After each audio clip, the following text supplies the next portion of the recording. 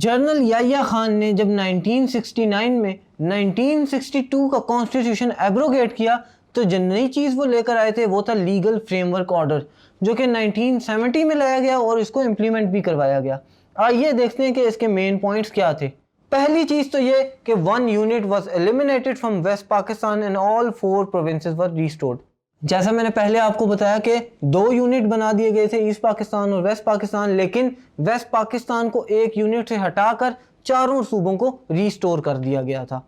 Secondly, the people were given the right to vote directly for the elections. 21 years of age was fix for voting, यानी लोग directly vote कर सकते थे और as मुकर्रर की गई थी वोटिंग की, वो थी 21 ईयर्स। इससे ज़्यादा के लोग जो है वो वोट कर सकेंगे।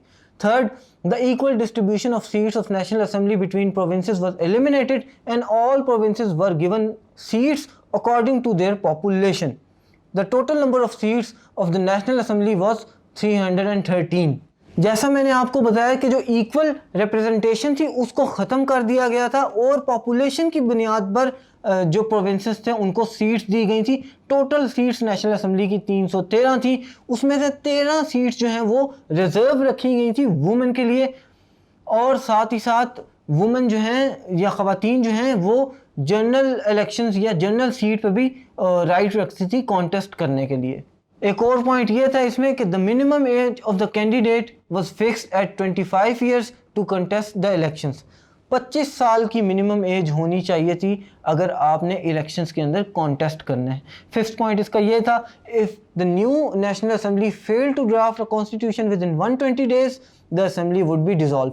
अगर जो नई असेंबली बनाई गई है ये 120 दिनों में कॉन्स्टिट्यूशन नहीं लेकर आएगी तो होगा ये कि इस असेंबली को डिसॉल्व कर दिया जाएगा। बहरहाल इसके बाद इलेक्शंस करवाए गए जिसे 1970 के जनरल इलेक्शंस कहते हैं, जो कि अपने नेक्स्ट वीडियो लेक्चर में हम डिस्कस करेंगे।